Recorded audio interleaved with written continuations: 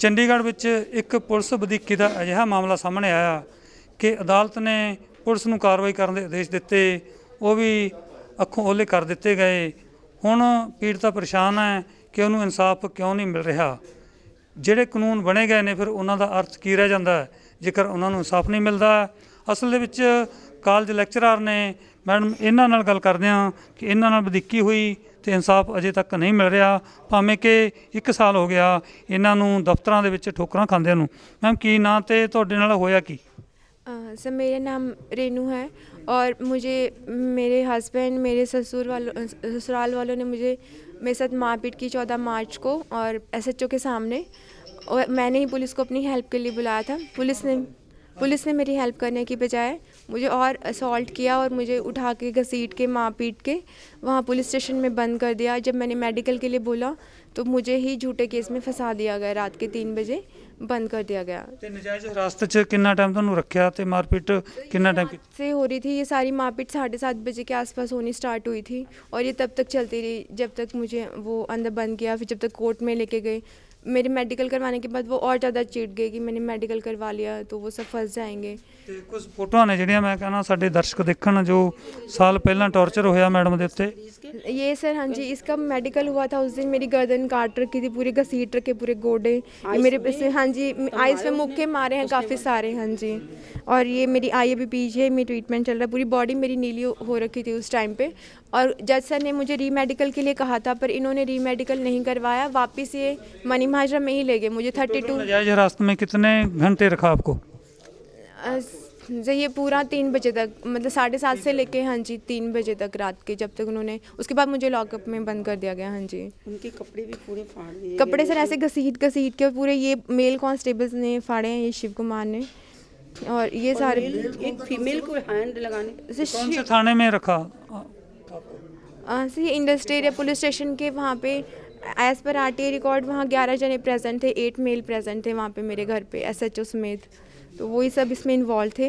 और ये वाले कपड़े फाड़ने गोदी उठाने में शिव कुमार इन्वॉल्व थे। मतलब उन्होंने मतलब मुझे उठा के नीचे फेंका। आप बोल रहे हो कि आपके सौरा साहब थे, आपके हस्बैंड भी वहाँ थे, उन्होंने भी मारपीट की, उनके कार्रवाई नहीं की? पुलिस ने उनको दिखाया ही नहीं कि वो घर पे थे। पुलिस ने एफआईआर में लिख दिया कि वो घर पे नहीं थे। मेरी सास और ये उनकी मेरे पास जो वीडियोस हैं इसमें भी प्रॉपर बाकायदा प्रेजेंट थे मेरे ससुर वहाँ पे। और ये कोई दरवाज़ा नहीं टूटा था। मतलब किस बात का मैम? ये मेरी और वो मैट्रिमोनियल डिस्प्यूट चल रही थी, बट उन्होंने मैट्रिमोनियल डिस्प्यूट को क्रिमिनल केस बना दिया पुलिस ने के साथ मिलके मुझे, ताकि वो मैं अपनी कंप्लेन ना चला पाऊँ और मुझे अपनी कंप्लेन वापस लेनी पड़े। मेरी दहेज और मारपीट की कंप्लेन जो देनी थी। आपके बराबर भी कुछ कार्रवाई की? नहीं पुलिस वालों ने, आपने बोला कि आपके बराबर केस कर दी। भाई हाँ जी, मेरे भाई वहाँ पे नहीं था सर, उसे मेरे ससुर ने ही बुलाया कज़न के थ्रू।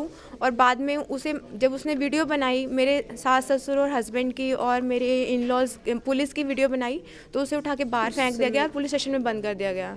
उसे नाजायज़ ही फंसा दिया गया। वो बेचारा था नहीं ना, उसे कुछ इस केस से कोई लेना देना नहीं। डिमांड क्या है अब? सर मेरी मेन डिमांड है कि अभी मुझे इंसाफ मिलना चाहिए। मैं बहुत दिनों से इसके लिए हर पुलिस ऑफिसर से मिली हूँ, बट मेरी कोई सुनवाई नहीं हुई है पुलिस डिपार्टमेंट में, क्योंकि पुलिस डिपार्टमेंट के लोग इसमें इन्वॉल्व हैं। मेरे फादर इन लॉ ASI हैं, इसीलिए ये सब मेरे साथ हुआ है।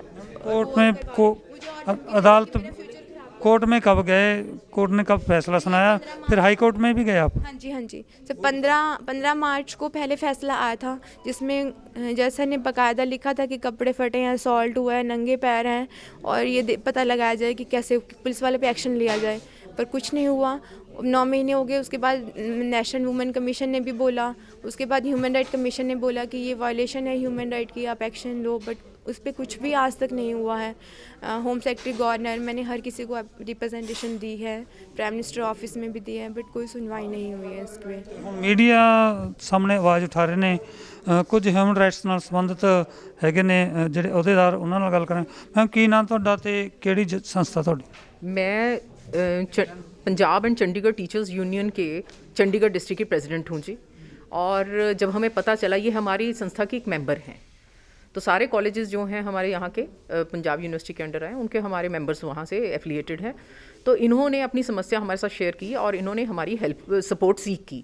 उसके चलते हमने लेटर लिखी, हमने रिप्रेजेंटेशन दी पुलिस डिपार्टमेंट में हायर अथॉरिटीज़ को, ये कहकर सारा इंसिडेंट कोट करके कि इसकी प्रॉपर फेयर इंक्वायरी हम की मांग कर रहे हैं। जैसा कि कोर्ट ने ऑलरेडी ऑर्डर दिया हुआ था पुलिस डिपार्टमेंट को, तो हमने कहा कि ये जो इंक्वायरी है हम सिर्फ इतनी गुजारिश करेंगे कि ये बिल्कुल फेयर होनी चाहिए, क्योंकि इसमें फैमिली मेम्बर्स जो हैं वो चंडीगढ़ पुलिस के इन्वॉल्व थे इस करके। और हमने उनसे ये भी रिक्वेस्ट की थी कि प्लीज़ इसको देखिएगा कि ये पूरी तरह से ठीक से सेटल हो, हम इस केस की फॉलो अप करते रहेंगे। उसके बाद हमने मीडिया में भी खबर ये इस चीज़ की दी थी, मगर अफसोस की बात यह है कि इतने महीनों के बाद, ऑलमोस्ट 1 ईयर गॉन बा, और आज तक इस का फैसला तो क्या होना, उसकी इंक्वायरी भी ठीक से नहीं हो पाई। तो होता है इसका कानूनी रास्ता अख्तियार करना, एक होता धरने देने, सरकार के खिलाफ बोलना, उस पुलिस वाले के खिलाफ बोलना धरने देकर, आप क्या रास्ता अख्तियार करें? हमने आज तक कोई एजिटेशन इस केस में नहीं की है, क्योंकि कुछ तो जैसे सब जुडिस भी होती हैं कोई चीज़ें, कि जो कोर्ट ने ऑर्डर दिया है उसकी तो उस पर तो कार्रवाई होनी बनती थी, जो आज तक नहीं हुई। समझ ये नहीं आ रही कि एक आम नागरिक अपने लिए इंसाफ पाने के लिए जाए तो जाए कहाँ। पुलिस के पास जाते हैं रिक्वेस्ट लेके, उस पर कोई कार्रवाई नहीं है। जो डायरेक्टिव जो है कोर्ट से आता है उस पर कोई कार्रवाई नहीं है। हम रह कहाँ रहे हैं? कौन सा कॉन्स्टिट्यूशन फॉलो हो रहा है इस शहर में? तो क्या डिमांड है आपको, आपकी? हमारी डिमांड तो कुछ भी नहीं है। हमारी डिमांड तो ये है कि वो सारे कार्यालय अपना अपना काम करें। जो इंसाफ हम मांग रहे हैं हमें, जैसे आपको इंसाफ नहीं मिला, हाई कोर्ट भी गए, लोकल कोर्ट भी गए, फिर दोबारा हाई कोर्ट में जाएंगे, या फिर आपका रास्ता क्या रह गया आपके, वो सोचा होगा आपने? हम तो मीडिया के थ्रू यही आज भी रिक्वेस्ट यही कर रहे हैं सिस्टम को कि उनको दे हैव टू डिलीवर, उनकी जो ड्यूटी बनती है उनको अपनी कार्रवाई पूरी करनी चाहिए और फेयर एंड स्क्वायर इसकी इंक्वायरी होनी चाहिए। और जो विक्टिमाइजेशन हो रही है, कुछ स्पेसिफिक इंडिविजुअल्स जो वर्दी का मिसयूज कर रहे हैं, उनको पनिशमेंट भी मिलनी चाहिए। जैसे हायर अथॉरिटी होती है, डीएसपी होता है, एसपी होता है, एसएसपी, वो अधिकारी क्या बोलते हैं इंसाफ लेने के लिए जब आप जाते हो? अफसोस की बात तो यही आती है, जो बड़े अधिकारी हैं वो बोलते ही कुछ नहीं। अगर वो चाहें तो ये बात तो एक दिन में सेटल हो सकती है। इतने बड़े बड़े केसेस जो हैं उनको भी इंक्वायरी के बेसिस पे ही हम सेटल करते हैं ना, तो इंक्वायरी हो क्यों नहीं रही? तो गृह मंत्री से भी आप गुहार लगाएंगे, क्योंकि देश का गृह मंत्री इस मामले को देख सकता है। देखिए, पहले तो हम मानवता की दुहाई लगा रहे हैं। कानून जो है वो बिल्कुल कानूनी कार्रवाई नहीं हो रही और पूरी वायलेशन है यहाँ पे। इस चीज़ को हम हाईलाइट करना चाहते हैं मीडिया के थ्रू, और हम फिर से रिक्वेस्ट कर रहे हैं चंडीगढ़ एडमिनिस्ट्रेशन से, सारे पुलिस डिपार्टमेंट से, कोर्ट से कि प्लीज़ इस तरह में हमारा साथ दीजिए, आम नागरिक का साथ दीजिए। सबसे पहली तो बात यह है। उसके बाद फिर भी अगर सुनवाई नहीं होगी तो फिर जो बन पड़ेगा हम करेंगे। ठीक है, शुक्रिया। सो ਇਹ ਸੀ ਪੁਲਿਸ ਵਧੀਕੀ ਦਾ ਮਾਮਲਾ। ਕਾਲਜ ਲੈਕਚਰਰ ਨਾਲ ਇੱਕ ਪੁਲਿਸ ਵਾਲੇ ਨੇ ਸ਼ਰੇਆਮ ਕੁੱਟਮਾਰ ਕੀਤੀ। ਇੱਕ ਜਿਸ ਤਰ੍ਹਾਂ ਮਾਫੀਆ ਬਣਾ ਕੇ ਹੁੰਦਾ ਹੈ ਕਿ ਇਨਸਾਫ ਵੀ ਨਹੀਂ ਦੇਣਾ ਤੇ ਕੁੱਟਮਾਰ ਵੀ ਕਰਨੀ ਆ, ਉਹੀ ਸਾਰਾ ਕੁਝ ਸਾਨੂੰ ਇੱਥੇ ਵੇਖਣ ਨੂੰ ਮਿਲਿਆ। ਸੋ ਇਹਨਾਂ ਦੀ ਇਹ ਮੰਗ ਹੈ ਕਿ ਪੁਲਿਸ ਤੰਤਰ ਤੇ ਪ੍ਰਸ਼ਾਸਨ ਕਿਉਂ ਸੁੱਤਾ ਪਿਆ ਹੈ ਇੱਕ ਔਰਤ ਨੂੰ ਇਨਸਾਫ ਦਿਵਾਉਣ ਦੇ ਮਾਮਲੇ ਨੂੰ ਲੈ ਕੇ। कैमरामैन नरेंद्र ਦੇ ਨਾਲ ਦਰਸ਼ਨ ਸਿੰਘ ਖੋਖਰ, ਚੰਡੀਗੜ੍ਹ। ਅਲੀਸ਼ਾ ਬੇਗਮ ਇੱਕ ਔਰਤ ਦਾ ਦੁੱਖ ਇੱਕ ਔਰਤ ਹੀ ਸਮਝ ਸਕਦੀ ਹੈ। ਰੂਹਾਨੀ ਅਤੇ ਕਾਲੀ ਸ਼ਕਤੀਆਂ ਦੀ ਮਾਲਕਨ, ਦੁਨੀਆ ਦਾ ਸਭ ਤੋਂ ਚਮਤਕਾਰੀ ਇਲਮ ਮੇਰੇ ਕੋਲ ਹੈ। ਮੇਰੇ ਕੀਤੇ ਨੂੰ ਕੋਈ ਕੱਟ ਨਹੀਂ ਸਕਦਾ। ਕਾਲਾ ਇਲਮ ਕਰਨਾ ਅਤੇ ਤੋੜਨਾ ਹਰ ਇੱਕ ਦੇ ਵੱਸ ਦੀ ਗੱਲ ਨਹੀਂ। ਪਰੇਸ਼ਾਨੀ ਜਿਵੇਂ ਲਵ ਮੈਰਿਜ, ਪਤੀ ਪਤਨੀ 'ਚ ਝਗੜਾ, ਸੌਤਨ ਦੁਸ਼ਮਣ ਤੋਂ ਛੁਟਕਾਰਾ, ਤਲਾਕ ਕੇਸ, ਬੁਰੇ ਸੁਪਨੇ, ਵਿਦੇਸ਼ ਯਾਤਰਾ, ਬੁਰੀ ਸੰਗਤ ਜਾਂ ਨਸ਼ਾ ਛੁਡਾਉਣਾ, ਬਿਮਾਰੀ 'ਚ ਦਵਾ ਨਾ ਲੱਗਣਾ। ਵਸ਼ੀਕਰਨ ਇੱਕ ਸੱਚਾਈ ਹੈ। ਵਸ਼ੀਕਰਨ ਕਰਵਾਓ, ਮਨ ਚਾਹਾ ਪਿਆਰ ਪਾਓ। ਕੀ ਤੁਹਾਡੀ ਕਿਸਮਤ 'ਚ ਲੋਟਰੀ ਦਾ ਯੋਗ ਹੈ ਜਾਂ ਨਹੀਂ? ਸੱਚਾਈ ਜਾਣੋ। ਲੋਟਰੀ ਨੰਬਰ ਪਾਓ, ਭਾਵੇਂ 649 ਹੋਵੇ ਜਾਂ ਲੋਟੋ ਮੈਕਸ। 11 ਘੰਟੇ 'ਚ ਕਰਵਾਓ ਹਰ ਪਰੇਸ਼ਾਨੀ ਦਾ ਹੱਲ ਘਰ ਬੈਠੇ। ਅਸ਼ਟਾਮ ਪੇਪਰ ਤੇ ਲਿਖ ਕੇ ਲਵੋ ਕੰਮ ਦੀ ਗਾਰੰਟੀ। ਜਾਂ ਕਹਿਣੇ ਤੋਂ ਬਾਹਰ ਹੈ, तुरंत संपर्क करो। ਤੁਹਾਡੀ हर गल गुप्त रखी जाएगी। अलीशा बेगम। वर्ल्ड फेमस बाबा सलीम खान 21 बार गोल्ड मेडलिस्ट। सारियां थावां तो निराश ਅਤੇ ਮਾਯੂਸ ਹੋਣ ਵਾਲੇ ਇੱਕ ਵਾਰ ਫੋਨ ਜ਼ਰੂਰ ਕਰੋ। ਜਿਵੇਂ ਚਾਹੋਗੇ ਉਵੇਂ ਹੋਏਗਾ। It's my promise, immediately result, open challenge. ਇਲਮਾਂ ਦੇ ਮਾਹਿਰ A to Z ਸਮੱਸਿਆਵਾਂ ਦਾ ਫੋਨ ਤੇ ਘਰ ਬੈਠੇ ਕਰਵਾਓ ਹੱਲ।